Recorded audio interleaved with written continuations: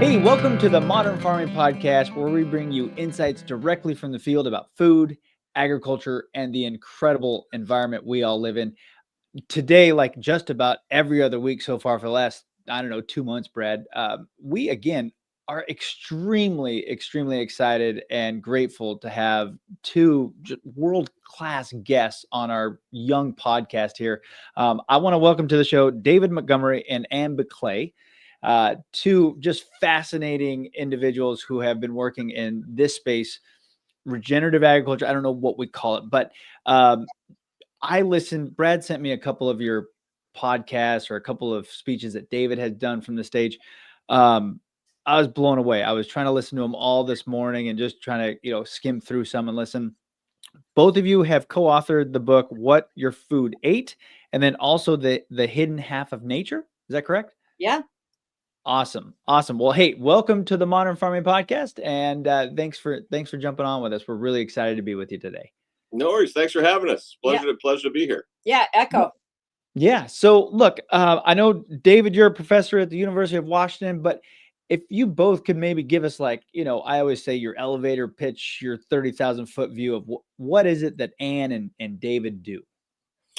I'm a geologist by training. I'm the kind of geologist known as a geomorphologist, which means I study the surface of the earth, how erosion shapes topography and terrain.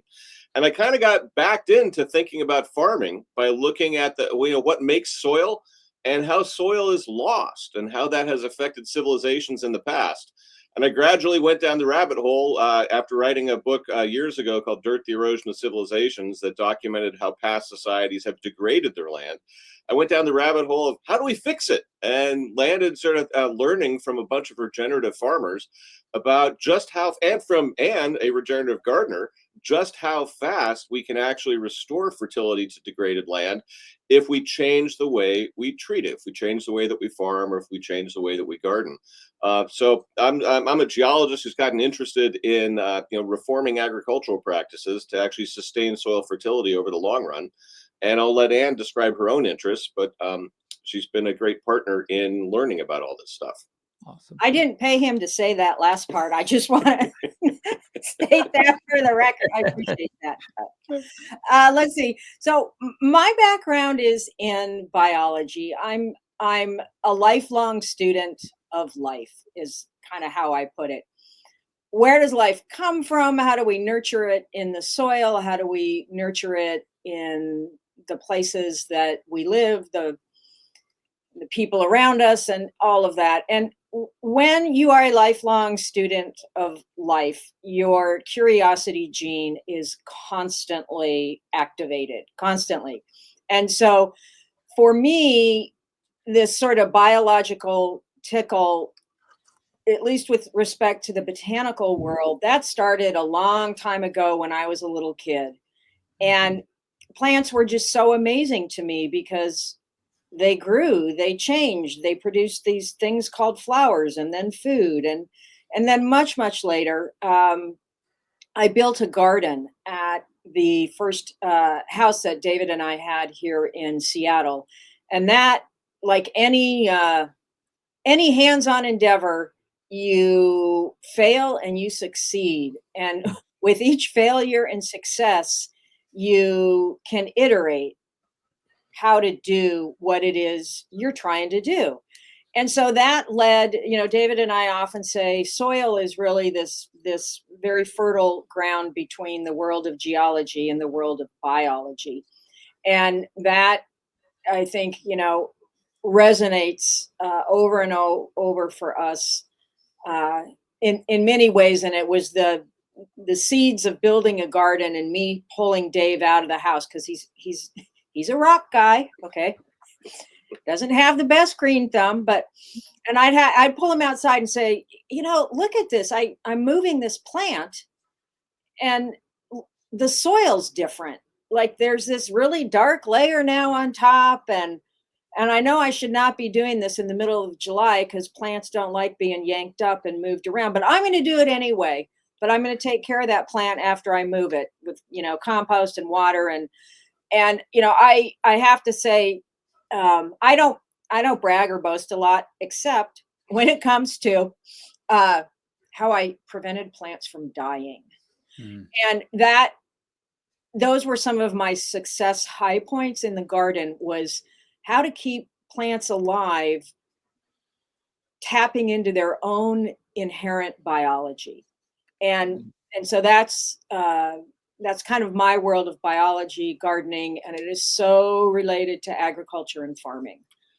Yeah, I love everything you just said there. We moved to Florida about 4 years ago, and it's been a heck of a time learning what works, what doesn't, and we're on sand, so it's like a giant hydroponics experiment here for us. So I get that part. So let me ask you this: I know you both have done work all over the globe, right? I mean, you've been on farms in just I don't know how many different countries, but I know you've done that. And I wanted to just first get your opinion. So I'm always curious. And when we get to talk to people like yourselves who have done this type of work with the research to back it, right? It's one thing, Brad and I, who are, crop consultants, and we go talk to our growers and we say, hey, look, we do know that if we do this and feed the soil, that it will ultimately benefit your crops and your farm, which is your bottom line.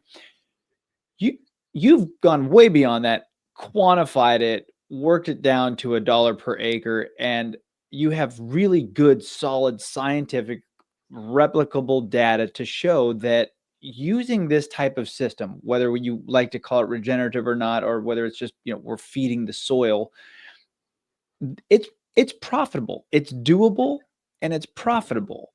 So I wonder, when you talk to growers about this type of system or this type of growing system, uh, are they skeptical, or how long are they skeptical? And maybe why do you think it is that they still are very skeptical? It's very difficult to get people to think about their habits in a different way. And Mm, so if you've been farming a certain way for a long time and it's kind of worked for you, you're still in business as a farmer. And then somebody comes along and says, well, you really should be doing it this totally different way. What's your first response going to be? It's going to be skepticism, right? You're going to basically go, show me, how does it work? And so, one of the things that we've done in all our books is to basically try and combine sort of the anecdotal tales of visiting farmers and seeing the results of what they have done, their sort of one-off experiment on their farm, and then going out to the scientific literature and kind of going, okay, what's out there in terms of peer-reviewed science that relates to the issues that we're talking about. And for the latest book, the What's Your Food Ate book, we literally read 1,000 peer-reviewed scientific research papers as background for what went into that book. And if wow. anyone's interested in that source material, you can download the full list of sources off our website, digtogrow.com. It was like 100 pages of references that our publisher did not want to actually pay for the ink to publish. But that's basically central to our methodology, is to try and since neither one of us are farmers, we wanted to go learn from farmers and see, like, what is working for people in different places, and then step back and try and draw, well, what are the sort of the higher level parallels in different environments, whether it's in subsistence farms in Central Africa or Central America, or from large farms across the US, or small no-till vegetable farms in the US. There's certain principles that really work across the board for building soil health and fertility. And that's the key to really trying to line up profitability with a smaller environmental footprint. Because if farmers can actually harvest as much, or at least make as much money from growing things in ways that require lower expenditures for diesel, pesticides, and fertilizers, it's a winning combination for both on-farm economics and for the environment. And that when we started recognizing how those were lining up through the lens of what we could call regenerative agriculture, soil health building agriculture, it was like a light bulb went off in terms of, oh, this stuff actually makes sense across the board. So why aren't people doing it everywhere? Well, inertia is a big component of it, but also lack of knowledge and lack of and the techniques that people were using, the specific practices people used in Africa, Central America, or across the U.S. on successful regenerative farms were different. They depended on what crops you were growing, what climate you were growing it in, what kind of technology you had access to as a farmer. All those things sort of colored what the specific practices would be that would lead to the regenerative results under these broad principles of minimizing disturbance, keeping living roots in the ground at all time, and growing a diversity of crops. And so there's a learning process that farmers in the different regions would have to go through to figure out how to best do this in different areas. And there's only some places in the world where that's been done and communicated effectively. And what I saw in my travels around the world to write Growing a Revolution, the book I wrote in between when, The Hidden Half of Nature and What Your Food Ate, was that you saw the biggest and fastest adoption of regenerative farming in places where there had been early thought leaders who had tried it, made all the mistakes, and figured out how to make it work right, and then could teach their neighbors how to farm more profitably in a way that was actually better for the environment as well. In a number of ways we could talk about, and that Anne knows more about than I do in some areas. So there's a whole confluence of, I think, forces that have started to align for broader adoption of regenerative practices, because it's starting to really make sense. After the Second World War, we were really concerned with feeding the world, getting crop yields up across the board in agriculture. And conventional agriculture did a pretty good job of doing that. Now we face the challenge of better nourishing the world with a lower environmental footprint. And that's where regenerative agriculture can really contribute. And do so economically, which is one of the reasons why Anne and I are still thinking and writing about this, even though it's a bit outside our area of training. Do you find that do you find that most growers think that it's not profitable, or is it what's the roadblock other than, like you said, the mental, the neural connections that they don't have to do it this way, right? That doesn't exist. So obviously there's some dissonance there, but is it like, hey, what if I do this, I'm not sure it's going to be profitable, or is it going to cost me more money? Are those kind of conversations being had, or is it just merely a change? You guys may be in a better position to know how many people are having which elements of that conversation, but I've certainly run into that attitude, or sort of the question about, well, will it work? Is it more profitable? What'll happen to yields? And one of the interesting conundrums is that you can actually be more profitable with a lower yield if you're spending a lot less to get that yield. So it's a fairly nuanced way of thinking about it. And if you've been programmed over your adult life as a farmer to maximize your yield, it can be a little hard to think about, oh, well, there might be a couple years of a lower yield. How's that going to pencil out? And I think that, if you look at where most farmers in the US at least get most of their farming advice, it's from their fertilizer dealer or their pesticide dealer. It's the people trying to sell them the stuff of conventional agriculture. And if you're basically trying to teach them a different way to do it that relies using less of those products, there's frankly just less of an infrastructure to provide that knowledge and experience to farmers. So we've seen a great one of the big drivers for adopting regenerative practices has been farmer to farmer teaching and experience, and then the advice of crop advisors who know how to do regenerative and can actually help farmers along the way of figuring out how to best apply it to their farm. Yeah, I think there's another element here. And if you come up a moment from, a specific grower, a specific farmer in their setting, and you ask the question, what is it that we know broadly about behavior change? And when we ask people to change their behavior, what do they tell us about that? And so that might be, you're encouraging somebody to, say, change their diet. You're encouraging somebody to get 60 minutes of physical activity every day. Those kinds of things. And what, kind of across the board, no matter what that behavior change is that you're wanting and you're aiming for, most of the time people they'll say things like, I don't know how to do that. I need more information. They'll say, I would do that, but the incentives are not lined up for me to do that. And so I need some help. They'll say stuff like, wow, there's a lot of barriers, like there's no sidewalks in my neighborhood. And so I'm out there competing with cars, and I'm not going to do that because it's unsafe. And so there's some very basic things. And I think incentives are particularly influential in farming when you begin to think about uh, the way that we subsidize crop subsidies, the way we steer farmers to grow this or that crop uh, in certain yield parameters and things like that. So I think you have to kind of acknowledge that this is a big behavior change that we're asking American farmers to do. And we've got to set them up for success, because the last thing anybody in, as David said, maybe a farmer's not wildly successful, but they've been putting food on the table for their family. They are making a living at it. And to ask them to change their behavior with no help, no incentives, and keeping the barriers up in front of them, that's a big ask. Huge. Yeah.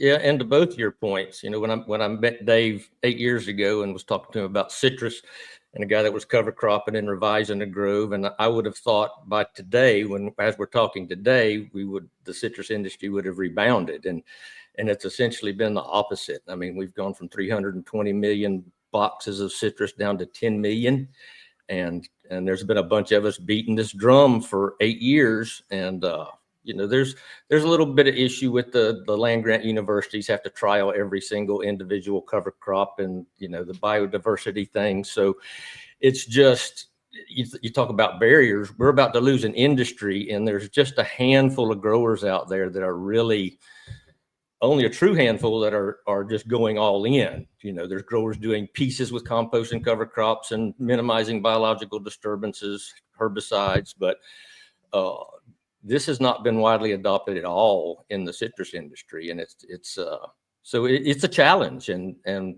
the book, this last book y'all have written, that's going to be my go-to book. It used to be a hands-on agronomy or a teaming with microbes 8 years ago, and y'all did a great job.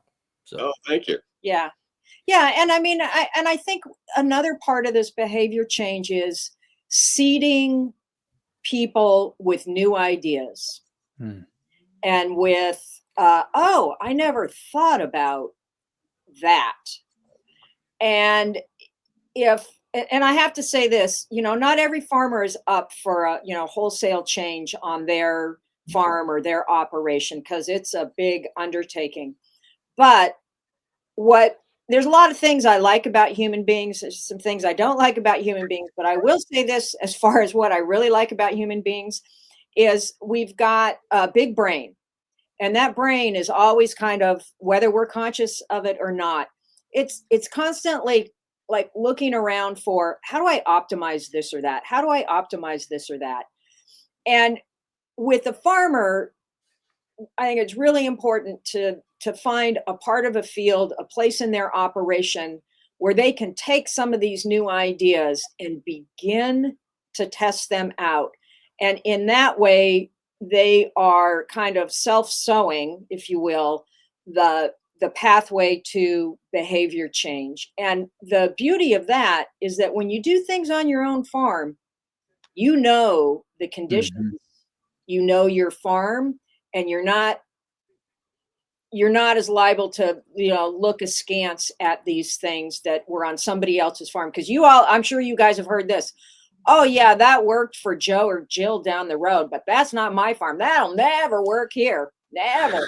And so, maybe the response to that is, you might be right. There might be something there. So let's start it on your farm then, because you have unique conditions, and you got to tailor what you're doing anyway to the conditions on your farm. Yeah.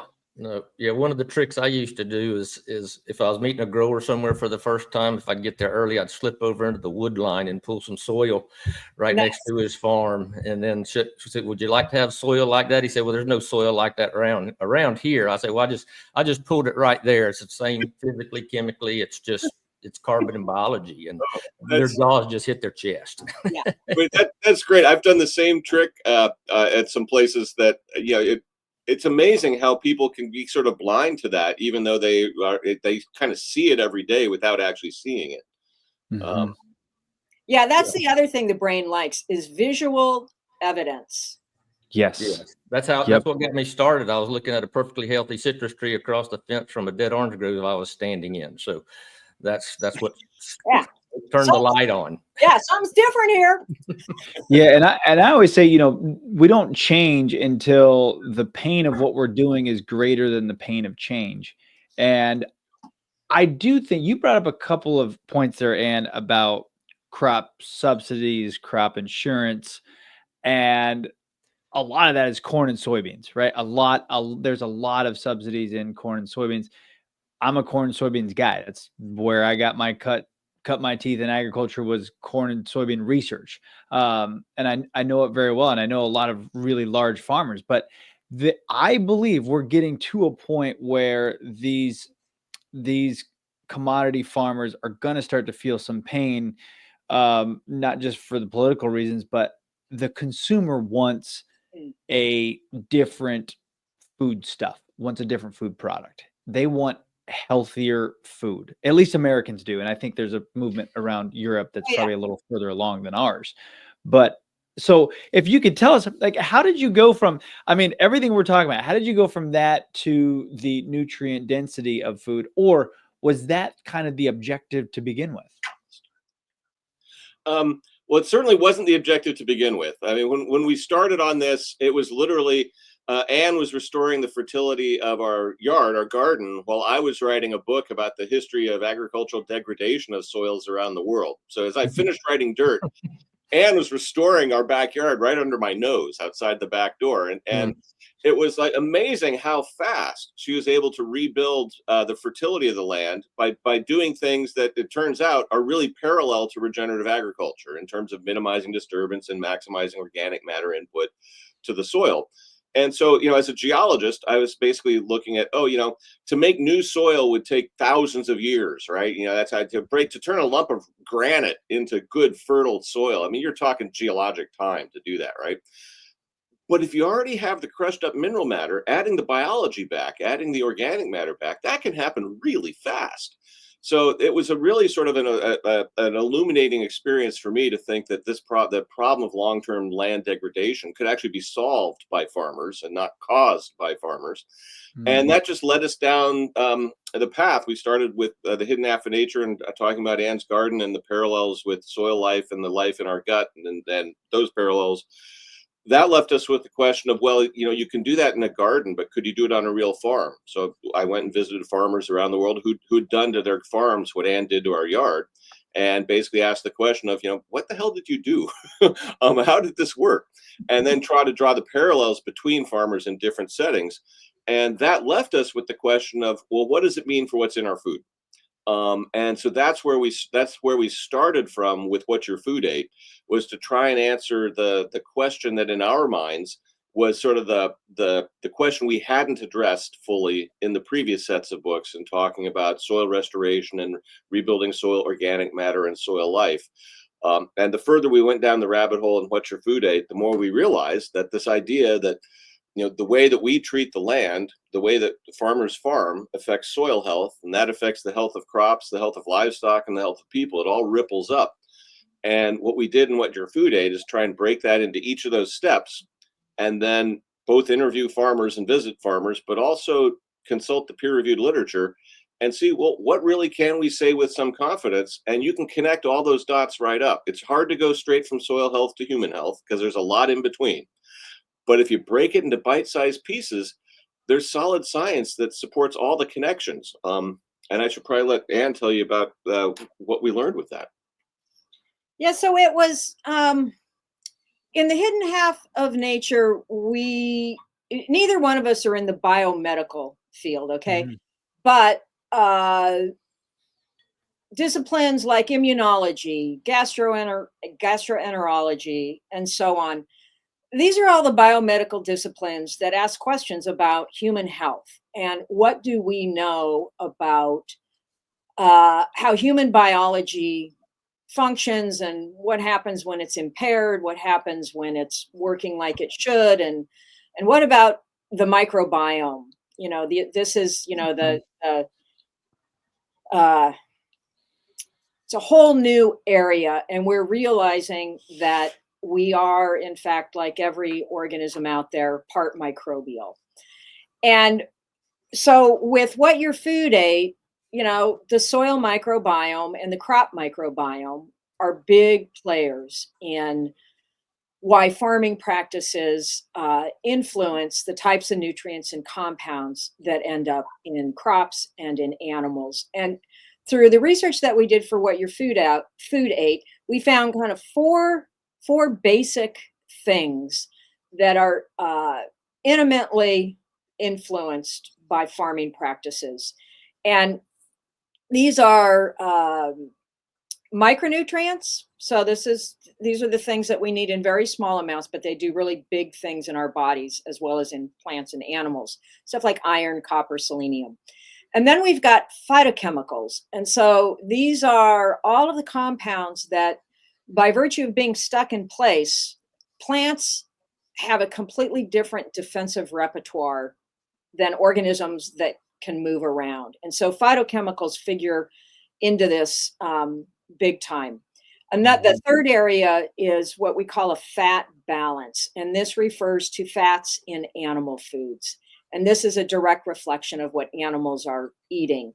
And then lastly, it's a whole new area, kind of no matter whether you're talking human, plant, or animal health, and that is microbial metabolites. And what do I mean by that? What I mean is the microbiome of every organism, these microbes are alive and they're consuming what their host organism is either making or is in the host diet.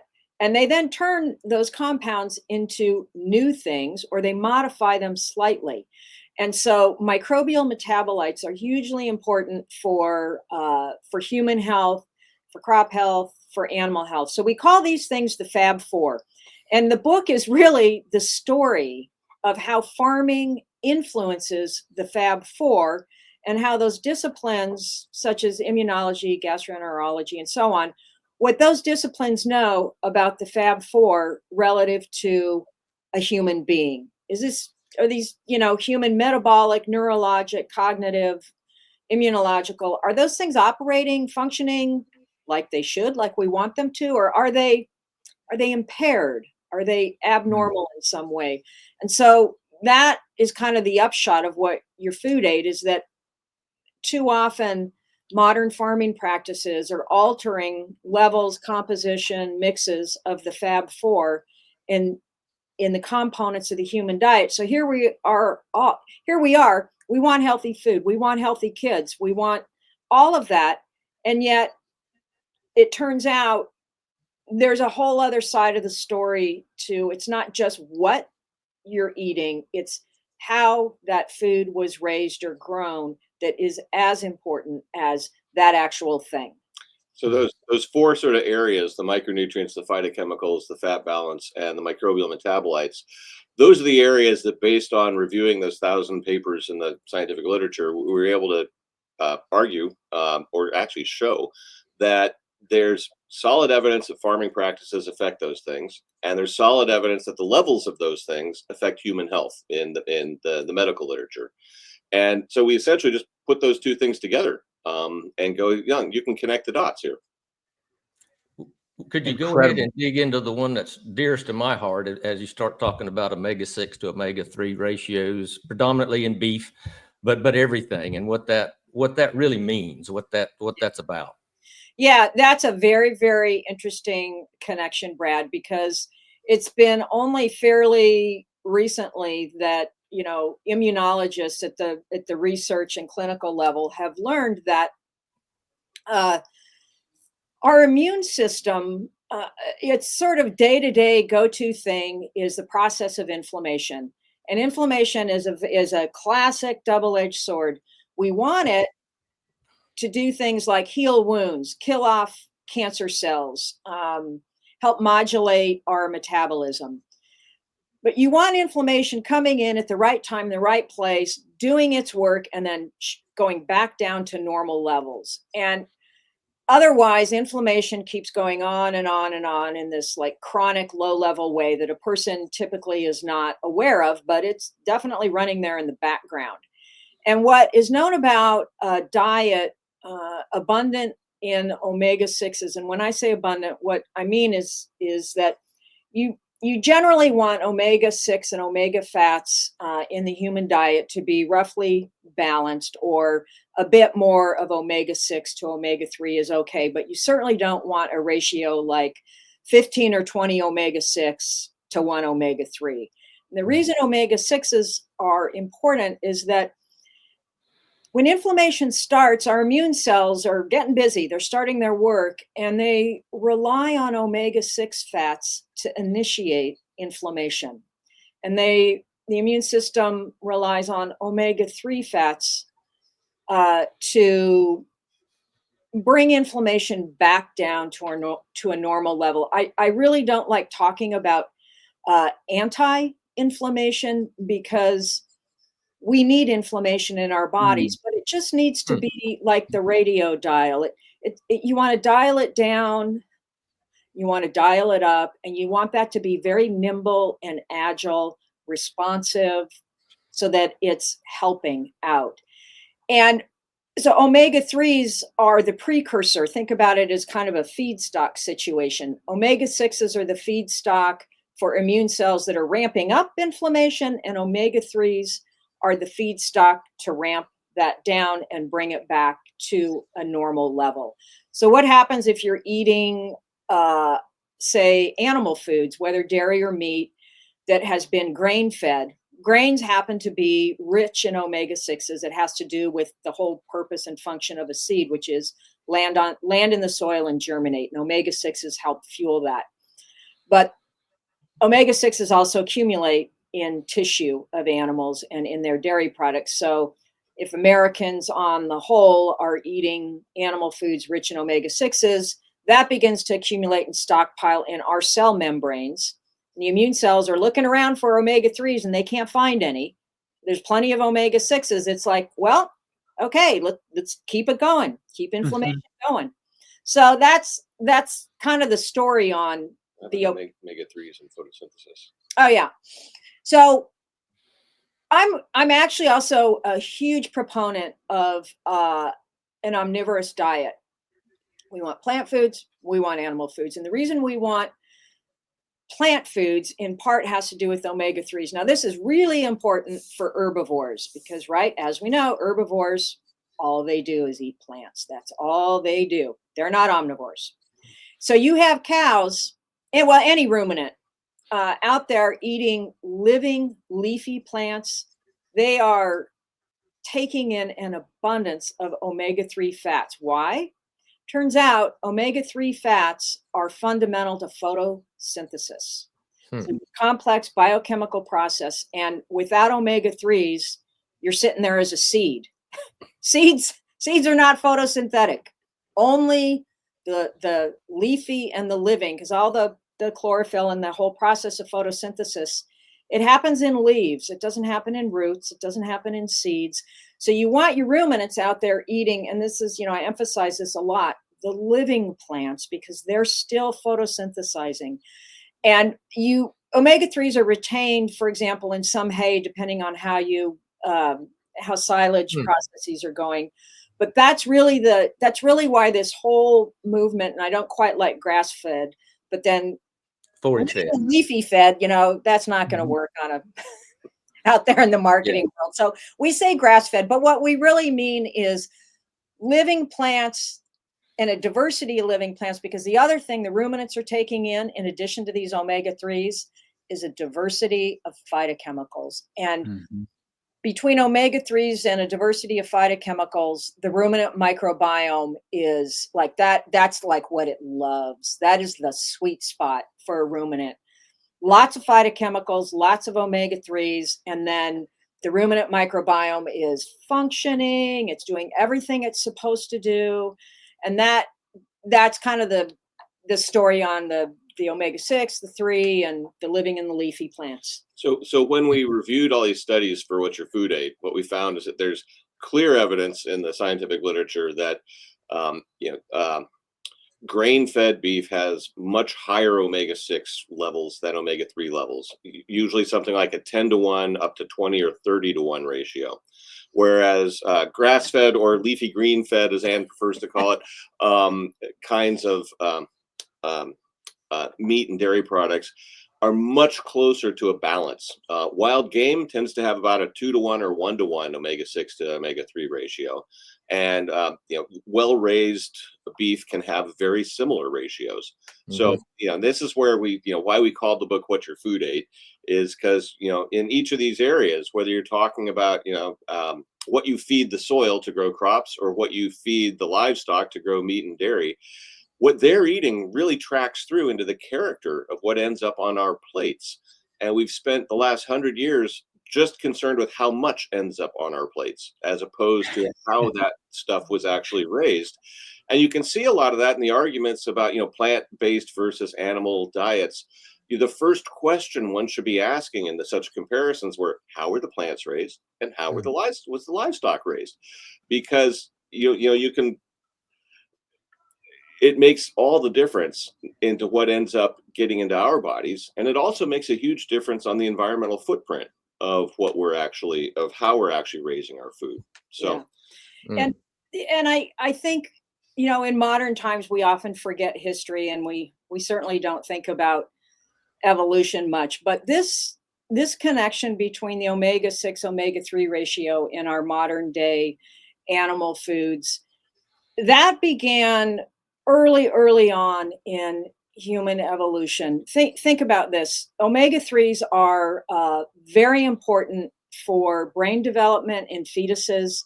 Of course, once the fetus is grown and out of mom, then omega-3s become very important in modulating the inflammatory process, as I described previously. And so the route for omega-3s to get into the human diet and into the human body has been through primarily two sources. And that is, if you're land-based, that is through herbivores. These herbivores, as I said, they're eating nothing but plants. They're dairy and meat. Well, long ago, it wasn't dairy, but Dave just described wild game omega-6, omega-3 ratio. So that was always a conduit for getting omega-3s into the human diet and the human body. And then, of course, if you live anywhere around water, fish are also a rich source of omega-3s. So cold water fish. So say, you're an Inuit and you're living up in Alaska or some northern place. These cold water fish are your conduit for getting omega-3s into your diet and your body. And so this is a coevolution between humans and the foods in our diet that go back to the earliest days. And of course, we've now domesticated a lot of plants and animals.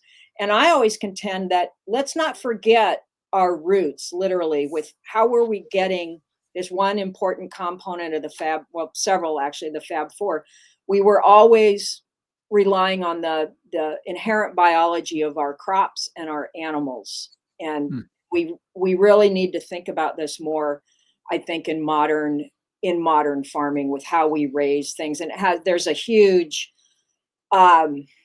potential to change how we breed both crops and animals, to get back some of this inherent biology that can infuse crops and animals with more, I would put it this way, more optimal levels of the Fab Four, whether that's phytochemicals, fat balance, or microbial metabolites. Fascinating. Hey, I don't want to stay with the 6'3" too long, but back up just a little bit to the cold water part. What's wrong with my fish? Oh yeah, you're saying, yeah. The biology is, I don't know exact details here, Brad, but on cold water fish like salmon, herring, things like that, because they're living in cold temperatures, the omega-3s help their metabolism. I mean, fish are all, quote, cold-blooded, but what that means is that they still need to have temperatures within a range where their basic biochemistry and metabolism can function, so they can swim around and eat, the algae or the shrimp or whatever it is they're eating.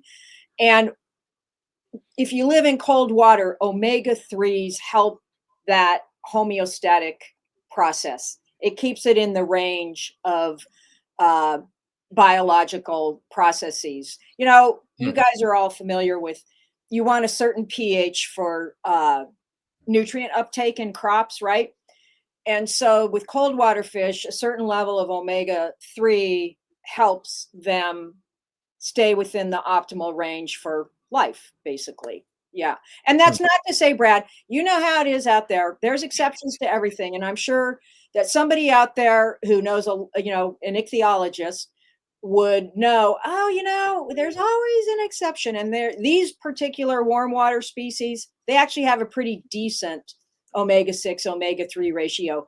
You Google that up on the interwebs, and I'll bet you there's some warm water species out there that have something like that. Oh, cool. You can keep eating your red fish, Brad. Yeah. Well, I can't catch fish in the winter, but the summer's coming, and so I just want to make sure my fish were okay to eat. Yeah. You just had that. You'll have to call David and Ann and get, maybe you could swap some fish or something overnight. But Or just really, make sure really fascinating. What's that? Just make sure they're grass-fed fish. Yeah. Yes. So let me ask you this then.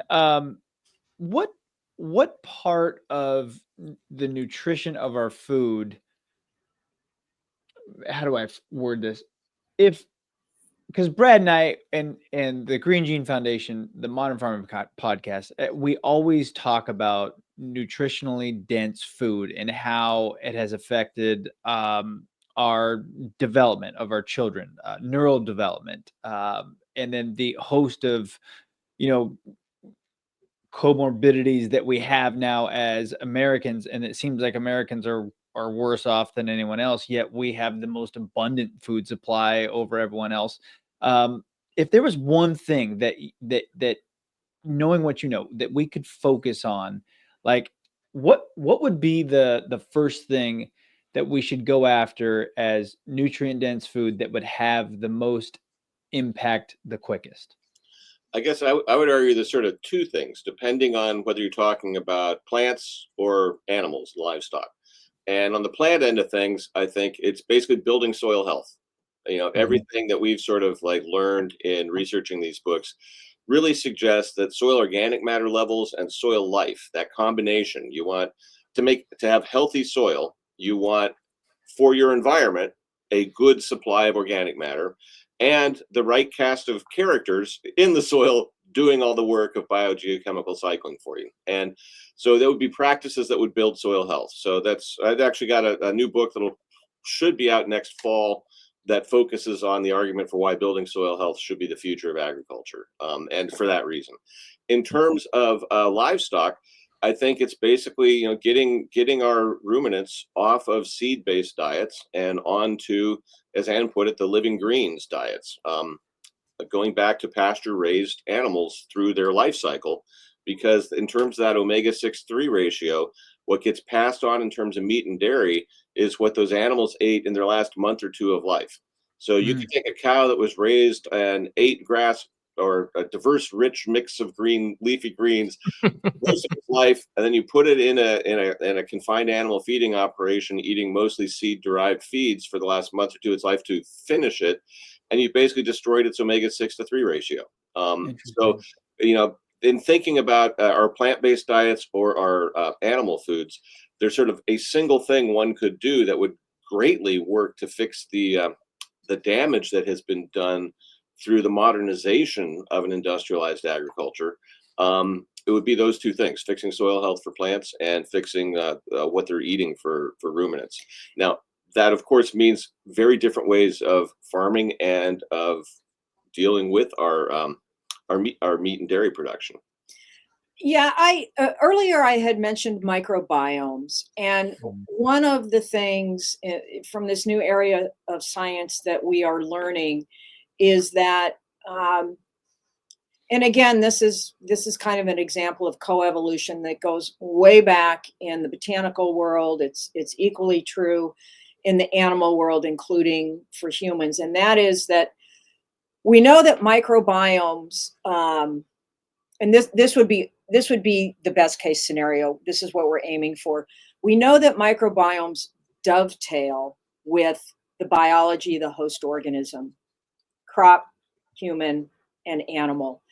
And so we want these microbiomes to be functioning normally rather than abnormally. And so these things that Dave had just mentioned about, soil health in general, we want soil health to be good because that is supporting the microbiome in the soil and the microbiome of the crop, the vast majority of which is around the roots of a crop. It's not up above ground or in the fruits or the leaves or anything. It's around the roots. And when these microbiomes are functioning properly like they should, there's constant, incessant feedback between that crop microbiome and its host organism. And so the crop will be, this is all a sort of, figures of speech here, but the crop may be saying, drought is coming, heat is coming, mycorrhizal fungi, I need you out into the tiniest pores out there in the soil for more water. I need 20% more water for the next week. And it ain't coming from my farmer because their irrigation system's screwed up. So mycorrhizal fungi, you are the partner. When you go out and get me that water, I'm going to reward you with food. Plant-made food that is exuded out into the roots that is fueling the mycorrhizal fungi spore germination to do all of these beneficial services. So this symbiosis between microbiomes and their hosts goes back to the earliest days of life, actually. And we often think about relationships between organisms as being about conflict. We got to butt heads, and then I'll conquer you and you'll go away and I'll be the king of the world. No.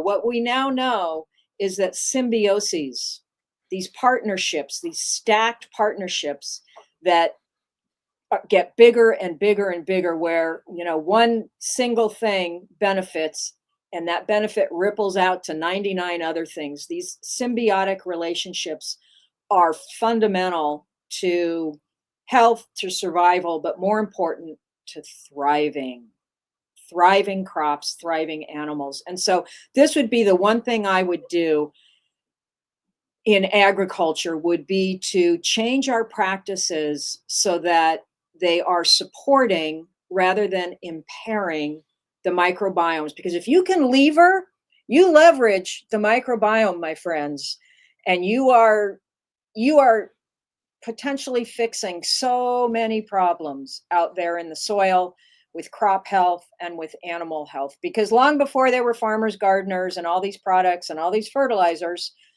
the only thing we had was microbiomes and the innate biology of a host, whether a plant or an animal. And that took us very far.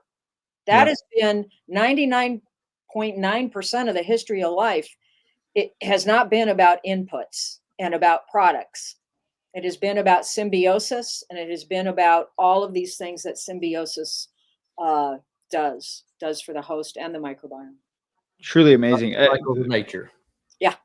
Yeah. We always talk about, harmony. The modern ag system wants to dominate in any one way. It's either, they dominate with nitrogen is the big dominator, right? They want to feed everything nitrogen. And then when I talk to guys or growers, and it's like, well, we always hit our yield, but we always have this disease. So we're having to increase acres because we have to fight this disease. There's really no solution for the disease. And when I look at some of their soils, it's like, well, you've got enough nitrogen in there for the next 100 years.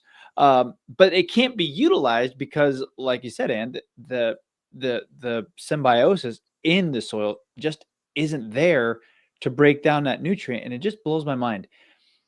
All of us who sell fertilizers, and I was one of those you said earlier who was a dealer of synthetic fertilizers, right? I worked for a very large cooperative in the Midwest. And that's how I made my money, right? And we all knew that the only way for the majority of that nitrogen or phosphorus, whatever it is, to be broken down was through some sort of microbial process.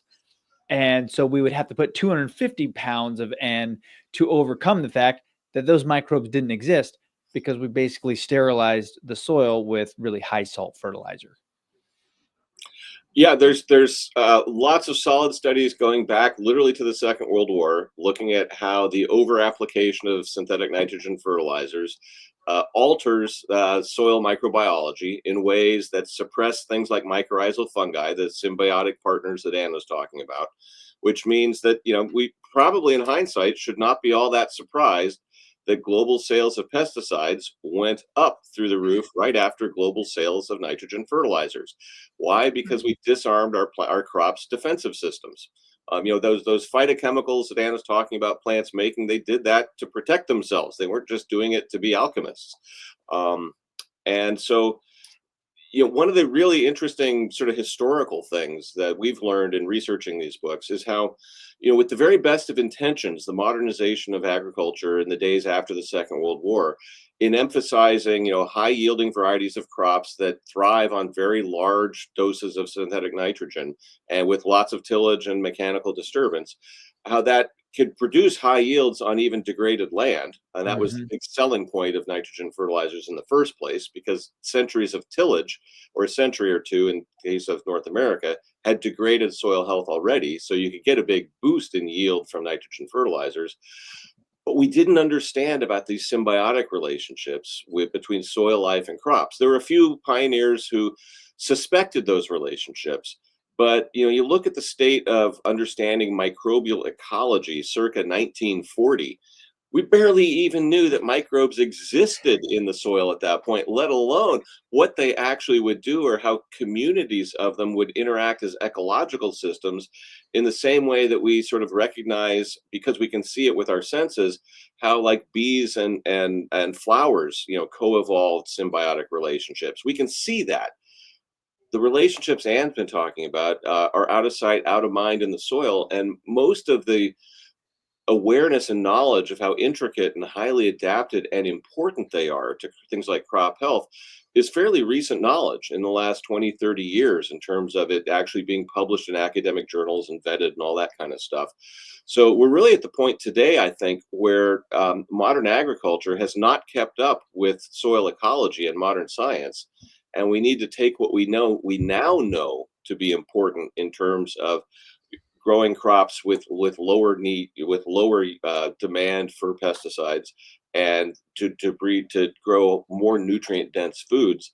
There's a lot of science out there that postdates what we think of as the science that is foundational to modern conventional agriculture. And we kind of in a place now where agriculture needs to play catch up with science to actually reintegrate those kinds of insights. And it's a completely different it's a reorientation of how we think about soil biology in the act of farming, and sort of bringing understanding of that as a biological system, the soil as a biological system, up to our understanding of the soil as a physical and chemical system, where we've emphasized for the last 100 years. We're really arguing on the basis of the series of books that we've written, that it's time to bring some of the traditional wisdom of things like cover crops and crop rotations back into modern agriculture and integrate that with modern science to take full advantage of what we already know but aren't using broadly. And in part because that knowledge is parsed out into different disciplines and fields. So what we've been trying to do is bring it together and synthesize it in a way that you don't have to have a PhD to understand. Yeah. No, that's very, very cool. And one thing to that point, when I read the opening chapters on soil in your latest book about the Sir Albert trials and the Fire trials, and then it reminded me of this book is from 1911. The dean of agriculture, University of Florida, wrote a series of these over 100 years ago, and warned us what would happen if we turned our groves into a sand bank. It would be disastrous results. And they were talking about, they called it bacteria, but they understood cover crops and carbon and biology, and we just have gotten away from it. Yeah. Yeah. And, on this point about nitrogen, Dave had mentioned, the big increase in usage of nitrogen fertilizers around the end of the World War II, and then pesticide sales following. One of the things that, there's a lot of things that happen when you write and you do research, and you have these kind of light bulb moments, at least light bulb to you. And one of mine was realizing, oh, yeah, that's right. Whether human, plant, or animal, we've always lived shoulder to shoulder with pests and pathogens. We always have. And so, given that reality, what do you do? We're never going to kill all the pests and pathogens. They're a part of biology, for better and worse. They're there, okay? They're real. So maybe there's a different way to think about this. And what if that other way is this? What if we safeguard and ensure that the defensive system of plants, animals, and people, so broadly speaking, I mean the immune system, what if that's just top notch? What if that's functioning like it's supposed to, appropriate for that species in the given environment, their native habitat, their native environment, whether you're a soil bacterium, whether you're a plant with its roots, whether you're a ruminant, whether you're an omnivore. And I really come to kind of embrace that, because I mean, I don't, if I have an infection, I want an antibiotic to deal with that. But antibiotics can have a lot of other effects too. And so, what I think one of the most important things is safeguarding our immune system. And we now know that the microbiome in humans is hugely important to the education and development of all of our immune cells, because by and large, the immune system can be kind of what I'll call kind of trigger happy. If there's a doubt that there's something in the body that shouldn't be there, it's like, we better go take care of that and get rid of it. Well, that is the source and the beginning of autoimmune conditions and diseases. And so what we really want is a robust, really expert, intelligent defensive system in our crops and our animals, and of course in ourselves. And that, to me, then it will acknowledge that that's right. The pests and pathogens are right there, shoulder to shoulder. But if we can keep their population levels low, so they're just kind of nibbling there, they're not doing a wholesale chomp and eating up, our bodies, our crops, our animals. That's something worth thinking about. Better supporting the innate biology of whatever an organism is. Because every human on this planet comes from, a certain ancestral line. And if all of those ancestors hadn't survived, we ourselves wouldn't be here today. So something was working about supporting immune systems throughout, the lines of human evolution.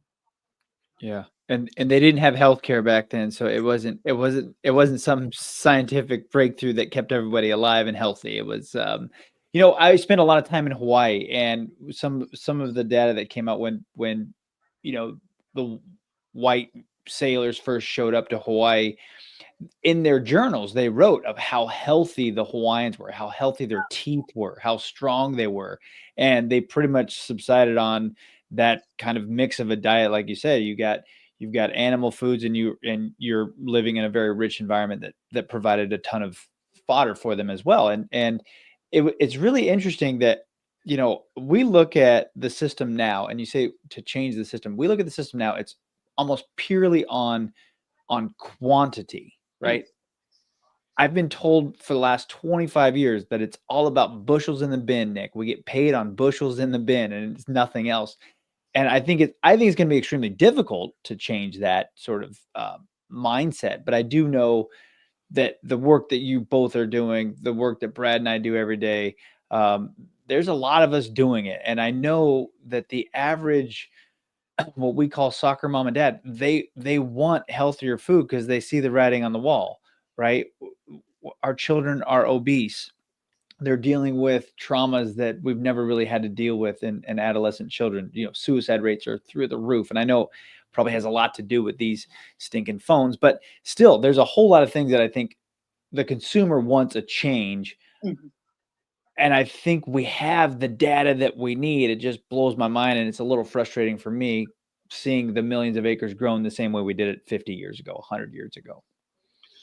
Yeah, you're in good company on that frustration level. But it's if you think about I've been arguing for, I guess, 20 years now that we sort of are in need of another agricultural revolution focused on a soil health, so a soil health revolution. And it's, if you think about how the past agricultural revolutions have played out, they're not instantaneous. They take time. They take generational turnover. They take teaching people new ways of doing and thinking about things. And I sort of look at the adoption in the U.S. over the course of my lifetime of things like no-till farming, cover crops, and diverse rotations, and how that's evolved from the early 1960s, when there was no-till. It was, we had the same kind of monoculture problems that we still have a lot of today.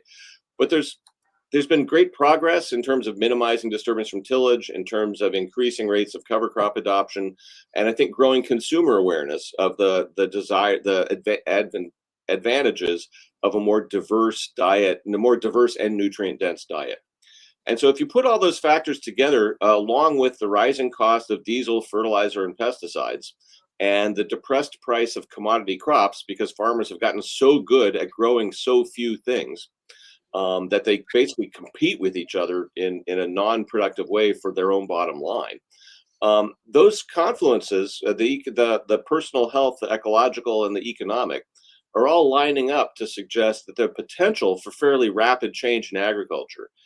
But what's rapid change on a global system? You're talking decades, right? Mhm. So Right. I think we're looking at a process that, if it could be played out by 2050 in terms of making regenerative farming practices the new conventional, in the sense that everybody was doing them, that's about as fast as we might hope the transition to occur. And I think it's feasible for it to occur in that time frame.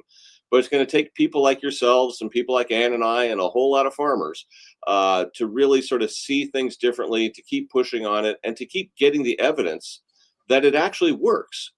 Because as far as we can tell, I mean, since we wrote What Your Food Ate, there's been a whole slew of journal papers that have come out in the last 3 years that basically validate the arguments that we were making in that book.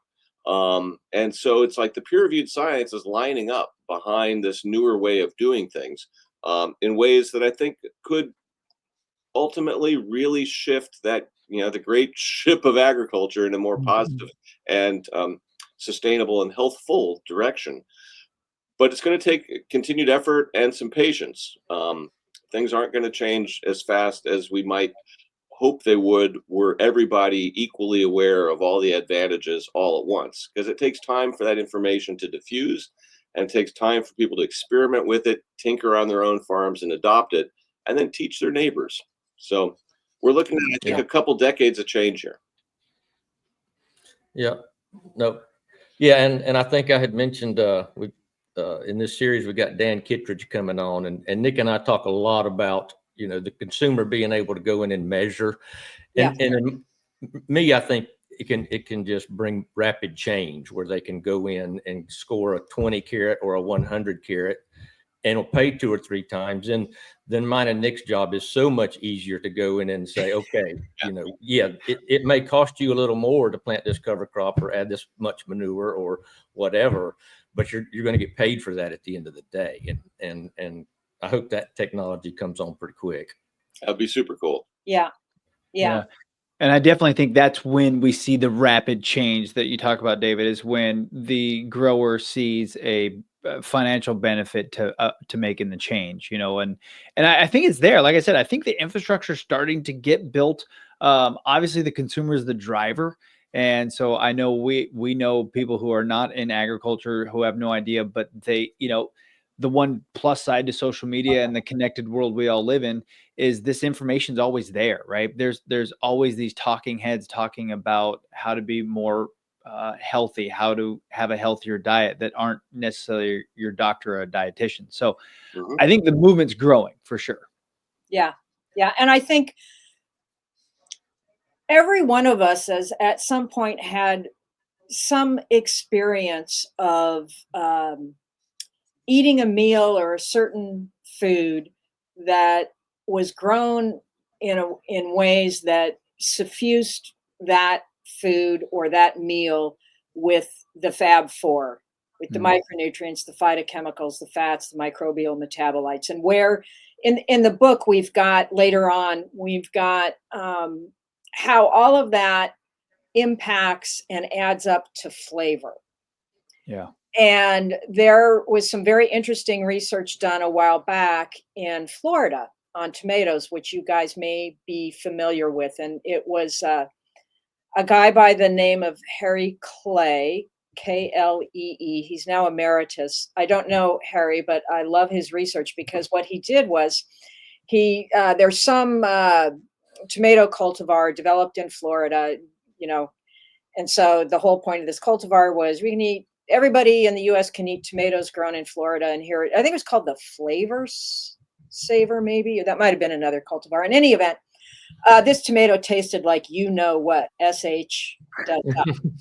And so they put tomatoes, including that one, out in front of people, and they said, "What do you think?" And everybody said that cultivar, that is really bad. And I don't know why people use tomatoes, because when you get a good tomato, it's, people just shut up and they just eat and chew, right? So they should have started with tomatoes. People know a good one from a bad one. And so through this research, what they realized is, okay, all of these down here with this cultivar, ranking really low, but these other tomatoes people are really liking. And there was one in particular. And so they did more analysis on that one to try to get at, why do people like this? Lo and behold, it had to do with compounds in the tomato that the human brain is interpreting as flavor, love this flavor kind of thoughts. And the compounds, get this, were some fats, omega-3 fats in particular, were highest in that tomato. They had particular phytochemicals, and they had a particular amino acid composition. All of those, the amino acids and the fats in particular, were of the type known as essential. And when you see that in nutrition or dietetic lingo, that word essential, what it means is that human biology cannot produce that inside of our bodies. The only place essential amino acids and essential fats come from are foods in the human diet. And so here, this ugly little tomato that everybody loved because of its flavor also had the highest levels of several essential amino acids and omega-3, which is an essential fat. So this tells us how farming practices influence the Fab Four and their levels in plants and animals, and how the levels of those Fab Four relate to flavor. And it becomes this feedback then with our brain and our biology, where we don't reach for that cultivar because the flavor cues are telling us, stay away from that. You're not getting the nutrition that you need. Go for this one. And so we've all had an experience where we ate something where our brain just sang. And it's saying this, it's saying, you go get more of that. You go eat more of that. And the whole reason is that is what is supporting our biology, our immune system, and so on. Now, of course, there's another part of our brain that likes things that the food industry is really good at Mhm. fabricating. And so that's another part of the flavor feedback. But let's just set that aside, because what we're really hardwired for is flavor, and flavor that relates directly to composition and levels of the Fab Four that are good for us. And the more you eat those kinds of foods, you're strengthening and bolstering and exercising that flavor feedback mechanism that is a part of our biology with our diets. Yeah. Everything you just said there is so spot on. And the way when I see it the most is peaches from my backyard and cherry tomatoes. Like the cherry tomatoes are like they're like candy out of my backyard. From the grocery store, Costco or whatever, they're all greenhouse grown, and the flavor of those they're like virtually non-existent. It's quite incredible. And But it that's reminds me when you were talking, I just heard a couple months ago that um, there's a whole group of people, uh, you know, uh, less fortunate people. Maybe they're just living on a really tight budget. They're just the poorest of the poor, and they were interviewing some of these people and asking where they shop. Some of them only shop at like your Dollar Generals or whatever, where their only experience was with food is a prepackaged something that goes into a microwave. And I just can't I everything you just said is, like, so amazing and, like, poetry. It's like food poetry but we still have a group of population in America, which is mind-blowing, that only get their meal from a box that goes into a microwave, and that's their flavor profile. Right. if we look at what we grow in America to feed ourselves, we don't grow enough fruits and vegetables to actually feed our population the amounts that our government recommends we eat to stay healthy. We simply don't grow enough to do that. Instead, we grow so much corn and soybeans that we're feeding it to cars and automobiles, cars and cattle. Right. So we have some very interesting policy frameworks that have helped to shape those kind of food deserts where people at the bottom end of the economic ladder don't really have access to the kinds of fresh whole foods that we were writing about in What Your Food Ate.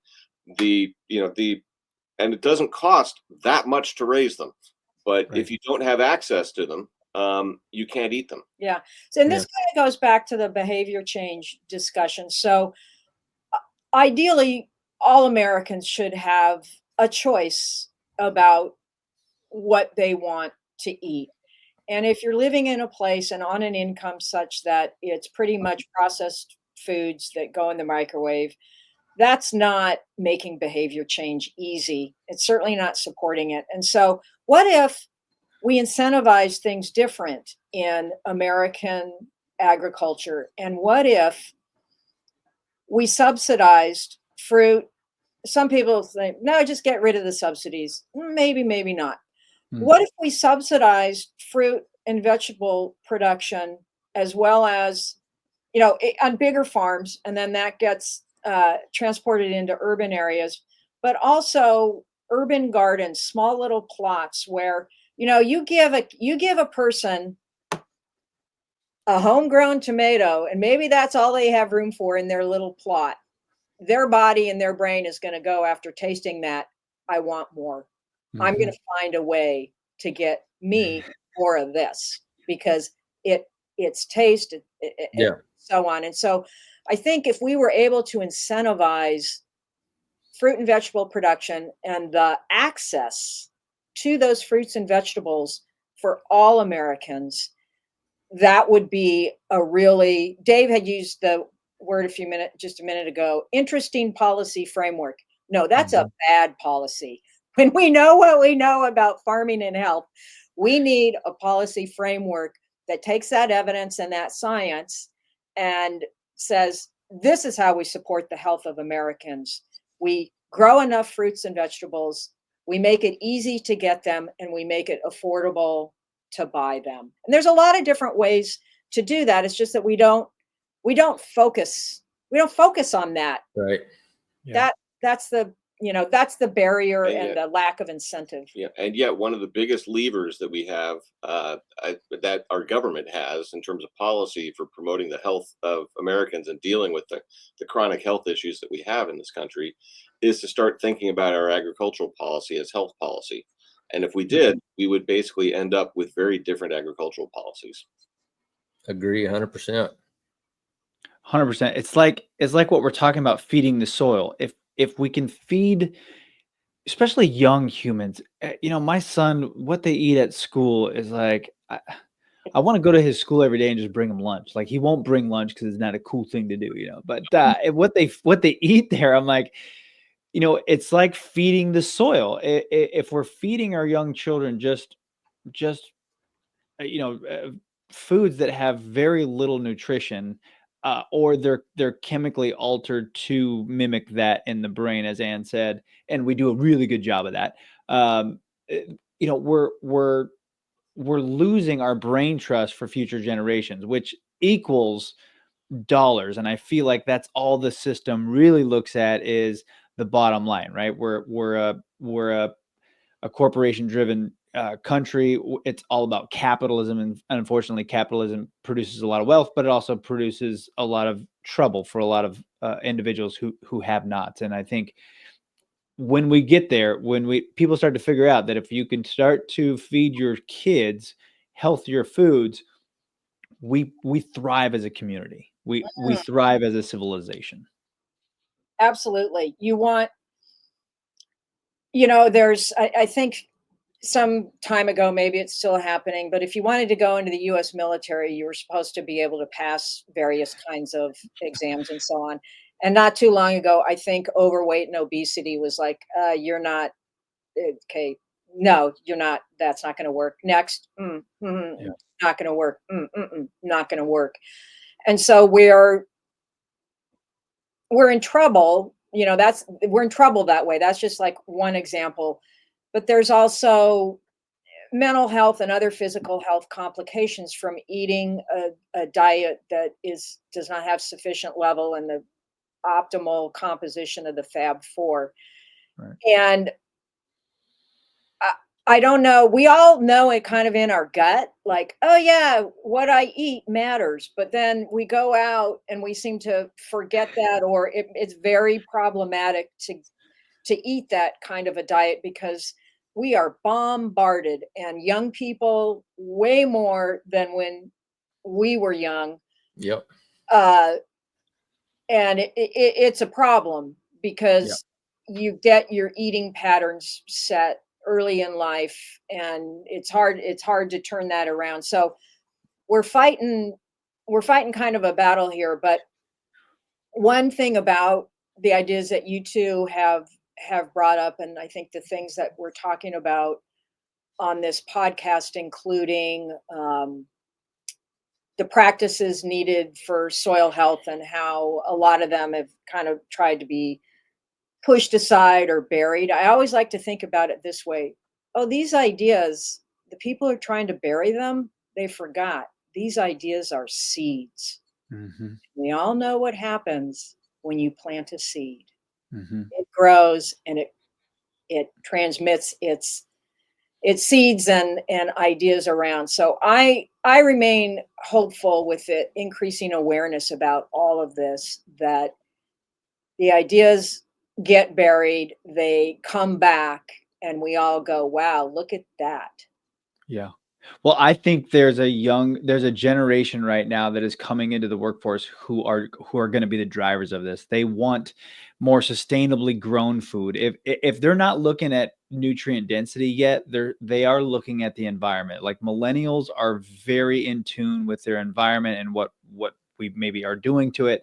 And I think that's the generation that's going to raise the next generation of kids that are going to drive this any further. I am with you, and I think we are in the best position in the last, I'm 46, in the last 25 years of my adult life. I think this is the best time to be in agriculture because we are at the beginning of this shift. I just hope I could stick around for long enough to see it all come to, but we're definitely getting there. And I could see small cracks, even with really large growers that are willing to listen and willing to implement some sort of regenerative type practice. I think as we were talking about the millennials and it's a lot being down on cattle, and just the saying that it's not the cow, it's the how. And we need more animals on this planet. We need more cows. We just need them to be fed different. But yeah, and I think we talked about it several times earlier. It's all about education, right? And I think that I grew up on the West Coast in California, and I always said when I started working in the Midwest, there should be a program for juniors and seniors in high school on the coast that they have to spend a semester in the Midwest. And the folks who are working on the farm, they have to spend a semester on the West Coast. And so that we can maybe have a little bit more civil of a discussion when they get to Washington, D.C., because the people in the Midwest think that everybody on the West Coast just thinks food comes from the grocery store, and that's not true. And everybody on the coast thinks that everybody in the Midwest just destroys the soil and sprays pesticides and all that stuff. Nothing can be further from the truth. So I agree with you. I think it's just all about education, and the more we do this, the more books that are written by David and Anne, I think the more we're gonna get going here. And I think it's moving. The last few weeks we've had some unbelievable conversations, Brad, and this one's no different. So I appreciate both of you being here. This was enlightening. I stopped taking notes because my hands started to hurt, but I've got like 2 pages of notes. So I do appreciate it. I do appreciate it very much. We'd love to have you back on shortly here at the Modern Farming Podcast. So thank you, Anne and David, very much. Well, thank you. It's been a pleasure to talk to you. Be happy to come back. Yeah, definitely. Thank you. We'll have you. Appreciate it. Yeah. Awesome. Thanks, everybody. Stay tuned. Take care.